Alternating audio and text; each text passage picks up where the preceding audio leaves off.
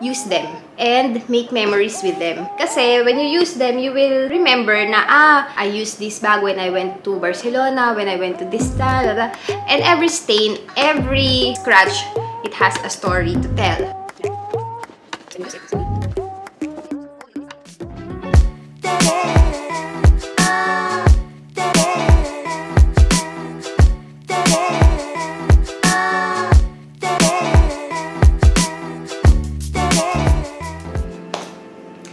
Hi guys! Welcome to my channel. My name is Giselle and today we are going to do an unboxing of my Louis Vuitton Neverfull MM in Damier Ebene. Here is the bag. Actually, just a short background. I am currently living in Malta, so we don't have a Louis Vuitton store here. So we have to buy these overseas and to be shipped here in Malta. So we have like a friend who has personal shopper kind of business, and he sourced this bag to my husband, who gave it to me as a gift for my birthday. So let's do the unboxing. So when you open the box, yan, meron tayo dyan mga receipt. And then we have the note from Louis Vuitton, and then of course the bag, it has the dust bag like that. Okay, so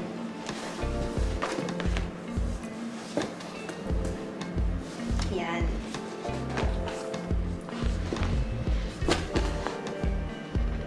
This is in size MM. Let's remove the box kasi medyo matris siya. Okay. So, since this is very new, ayan, medyo naka-tupi pa siya kasi ganun siya sa packaging. But when you use it, of course, it will have its own form. And since this is a Neverfull, it is intended to become like a free-form bag, like, you know, shoot ka lang ng shoot dyan. So, this is the Damier Ebene. And then, you also ask them to put a hot stamp in the bag. Yeah, a hot stamp in the bag. So, that's my initials. Okay, and then the interior that I got is the cherry interior. So, that's the usual red interior of Louis Vuitton. And then, we have the mini pocket here.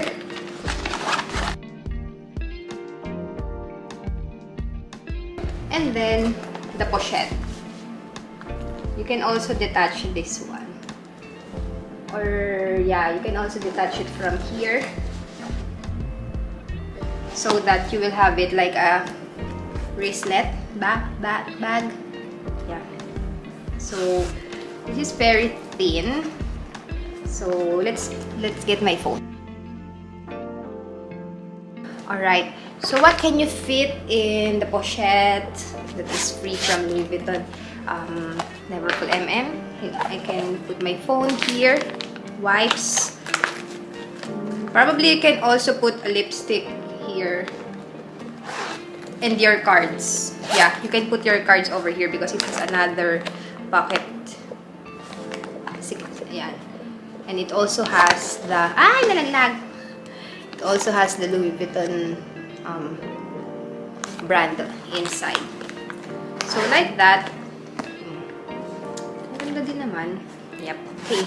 So, actually, my husband bought this for me kasi sabi niya, it's now time for me to use a big bag. I am a small bag person. So, in this new chapter in my life, I think I will need a big bag and I will definitely use this in the days to come. Yan.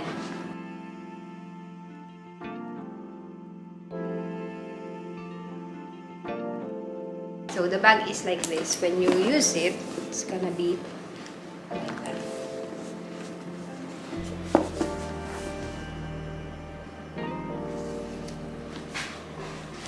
And then, since this is a Neverfull, it can also be transformed into a smaller cinched bag. So what you have to do is, you just have to fold a little bit this side. And then, this part over here, yan, kailangan mo lang siyang i-cinch.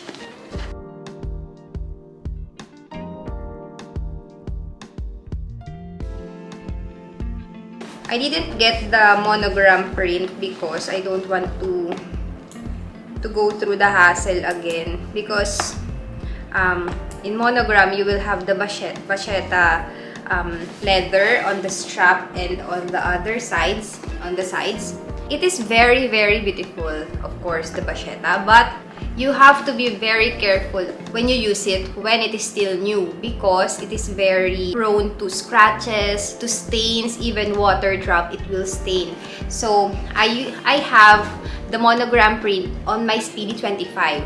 In the beginning, I need to be really careful on using the bag. But of course, you really need to use the bag so that the vachetta will oxidize. So now on Neverfull, I decided to get the Damier Ebene so that it will be a treated leather.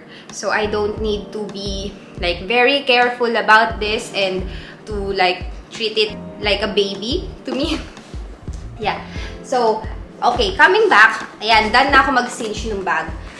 When you use it, when you wear it, it will look like this. I like it as well, ang ganda. Kasi nga maliit lang ako mag-bag, so like ko yung ganito. Kaya lang, the only thing is, if you always cinch this, you might have a problem on the sides. Kasi baka magkaroon siya ng parang guhit-guhit. So, we will see. This bag is very popular and I am seeing a lot of people using this bag. That's why, at first, I don't want to get this bag. But then, DJ said, you will use it. Definitely, you will use it. So, okay. Since it is a gift from him, bakit naman tatanggi pa ako? Ha! Arte ko pa. Yan. So, hopefully, I will have a lot of memories in this bag. Because, what I've learned from buying luxury bags, signature bags, is that use them and make memories with them.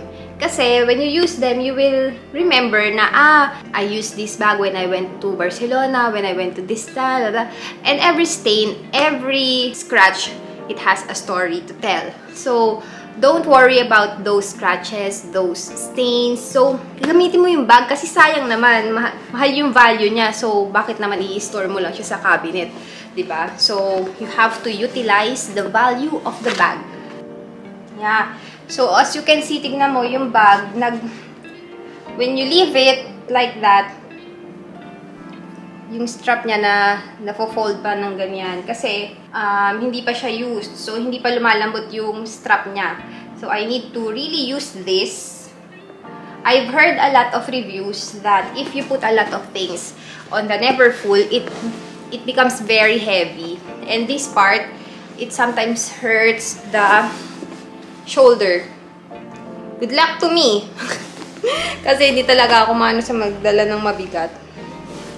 Pero, bagay naman ata sa akin. So, thank you. Thank you, hubby, for the bag. Okay, so there you go, guys. That is my unboxing of my Neverfull MM in Damier Ebene with my hot stamp.